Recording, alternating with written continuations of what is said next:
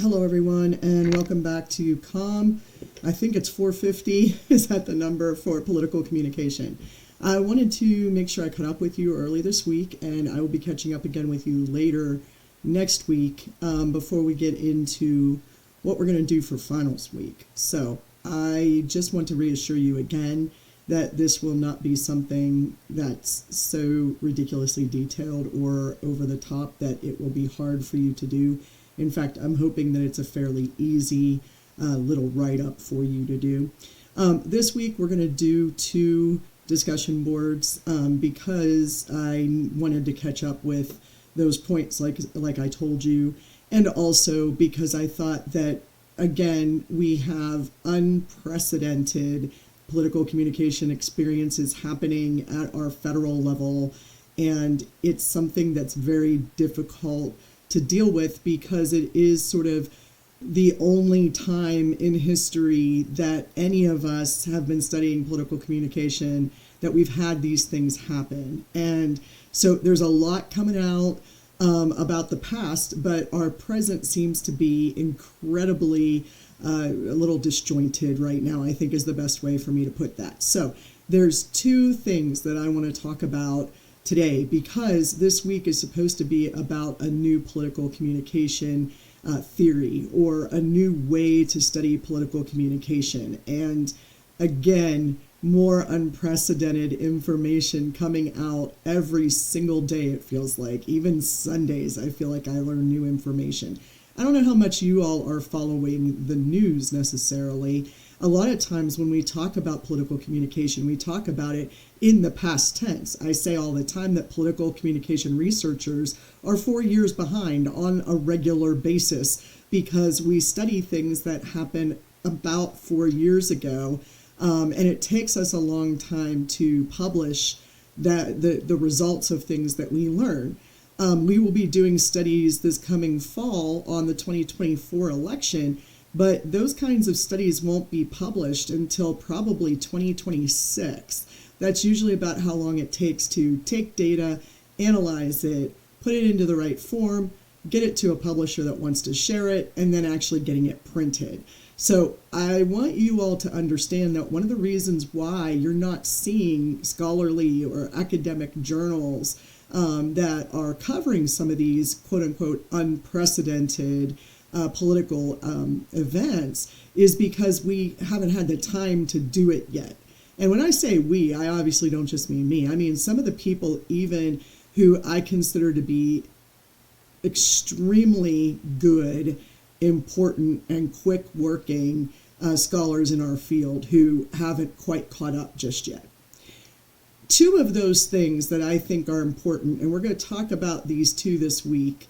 One is obviously the presidential election and the questions around the legality of former President Trump running and what that might mean. So that's what we're going to do later this week. But today, what I want to briefly touch on is actually a federal seat, but that represents just a portion of a state, and that would be the New York former Congressman Santos. Okay, so how are we supposed to study what's going on with George Santos?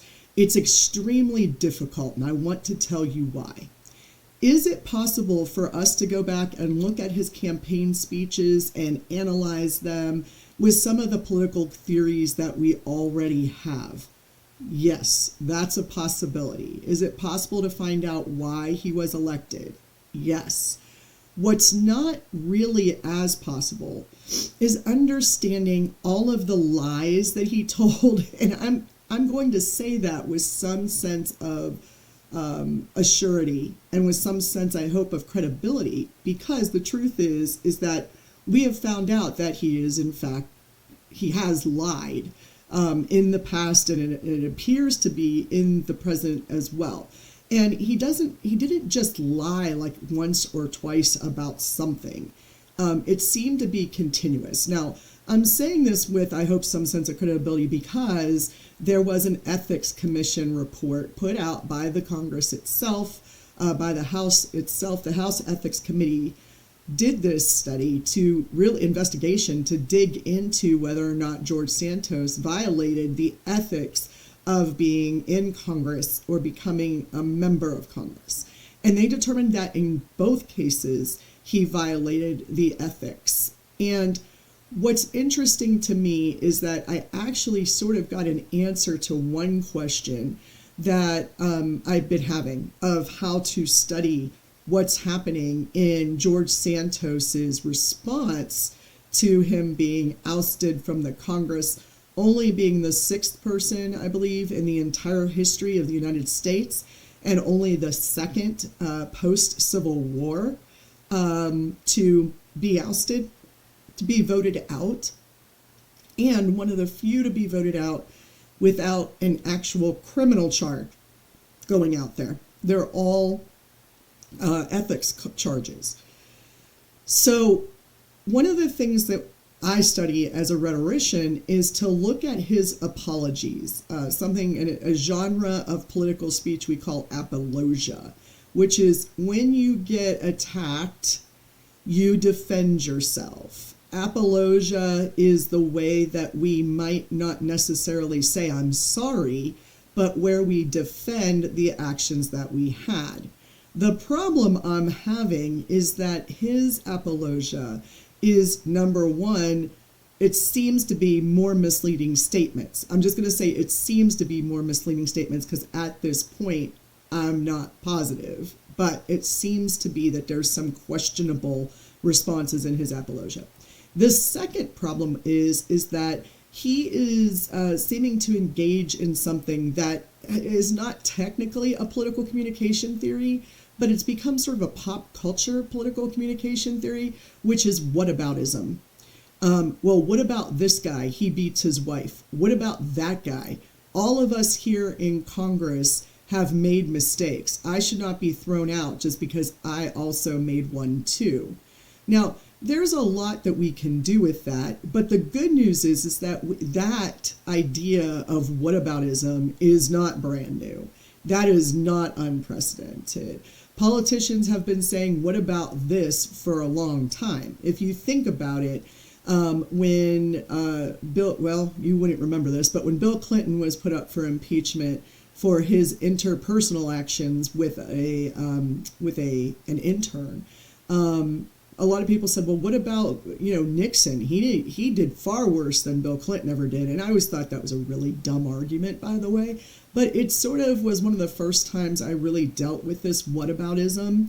And then when we were going to impeach Trump, people brought up, well, he's not as bad as Bill Clinton was. And I sat back and I thought about those three. I thought about Nixon, Clinton, and Donald Trump all being impeached. And all I could think was they were all very different crimes or very different charges against them for impeachment.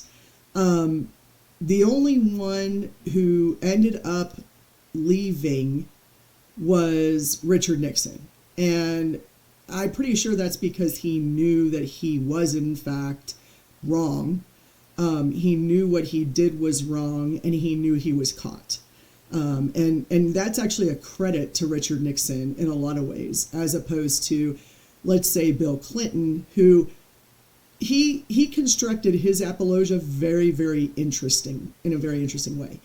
He decided to go with the private life versus public life defense, that his public life was definitely up for question when it came to impeaching his job as president of the United States. But what shouldn't impeach his job is his personal decisions and choices. And a lot of people started getting really specific about, well, these things happened in the Oval Office. And then other people saying, well, we have no proof of that. And other people saying, it doesn't matter where it happened. It goes to his integrity, and he lied to Congress. So he wasn't actually getting in trouble for having a relationship with the young woman, Monica Lewinsky. He was actually in trouble for supposedly lying to Congress about it when he said, I did not have sex with that woman. And that became debatable. And all of a sudden, in all of my news reporting I was watching at the time, the media was just all about, is oral sex considered sex? Is that where we're, and I'm like, why are we having this discussion? It seemed really, really inappropriate to me. And yet we made it very appropriate. And now that kind of talk, if you will, surrounds our politics actually quite a bit. So it sort of became normalized. But at the time, it was pretty shocking. But Bill Clinton insists he did absolutely nothing wrong. Still to this day, he insists that. So whether I agree with that or not on his end doesn't matter because he was acquitted. So he was impeached and then acquitted of any wrongdoing. In the case of Donald Trump, same thing. He was impeached twice and acquitted, in the sense that the members of government decided not to vote to force him to leave. So an impeachment is just a question of someone's character and actions. That's all that is. To say that, someone got impeached does not mean that they were fired or that they lost their job or that they were convicted of something or found to be wrong. It just merely means that there's that questioning of it. When we come to members of Congress, such as George Santos being, quote, impeached by the Ethics Commission and then being voted out, that's similar to Congress saying, yes, you did these things. You were wrong and you need to go. And in Congress, we can do that based just on an ethics violation. It does not have to be a criminal act against the government. It doesn't have to be a criminal act against the federal or their state government either, although I'm sure those two could be argued. This was merely a question of his ethical decision-making and whether he defrauded the people of New York and his donors, whether he lied to them in ways that were substantial, because I don't know if you've noticed this, but a lot of politicians lie in some way, shape, or form. That's not the offense. The offense is what else did that do? And so when, I can't remember which, it was a Republican from Ohio, I think, that stood up the other day and said that he and his mother had money taken from them by George Santos without their knowledge. And George Santos stood up and said, well, he's a wife beater. Okay, there's a lot to unpack there. So what I want to do is I want to give you all a reading about apologia, about making apology.